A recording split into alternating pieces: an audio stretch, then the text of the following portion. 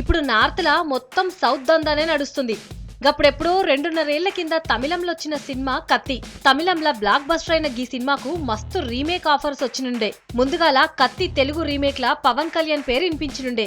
గా తర్వాత ఎన్టీఆర్ లైన్ లకొచ్చిండు. గిల్లెవరూ కత్తిని నూరనీకి గదెనుల్లా రీమేక్ చేయనీకి ఇంట్రెస్ట్ చూపెట్టలేదు. చివరకు చిరంజీవి గైన రీ ఎంట్రీకి ఏరి కోరి గీ రీమేక్ నే ఎంచుకొని తెలుగులా ఖైదీ నంబర్ 150గా జబర్దస్త్ హిట్ అందుకుండు.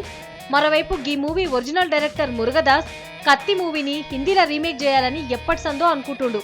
గీ సినిమా రీమేక్ కోసం సల్మాన్ ఖాన్, అక్షయ్ కుమార్లను కూడా కలిసిండు. కానీ వాళ్ళ నుంచి కూడా గీ రీమేక్ కు ఎసోంటి గ్రీన్ సిగ్నల్ రాలేదు. అయితే ఇప్పుడు కత్తి హిందీ రీమేక్ కోసం మురుగదాస్ కు హీరో దొరికిండట. ఇప్పటికే హృతిక్ రోషన్ గీ రీమేక్ లో యాక్ట్ చేయనీకి గ్రీన్ సిగ్నల్ ఇచ్చిండట. ఒక ప్రముఖ నిర్మాణ సంస్థతో కలిసి మురుగదాసే హిందీలో గీ సినిమాని దేనికి రెడీ అవుతుండట. ప్రస్తుతం బాలీవుడ్ రచయితలు హిందీ నేటివిటీకి తగ్గట్లుగా గీ మూవీ స్క్రిప్ట్ లా కొన్ని మార్పులు చేర్పులు చేసే పనుల పడ్డట్టు సమాచారం. ఈ నడిమిట్లా మొహెంజదారో, కాబిల్ లాంటి ప్రయోగాత్మక చిత్రాలతో దక్కా మొక్కీలు తిన్న హృతిక్ కత్తి లాంటి కమర్షియల్ ఎంటర్టైనర్ చేసి హీరోగా మళ్లీ ఫామ్ లోకి రావాలని చూస్తుండట.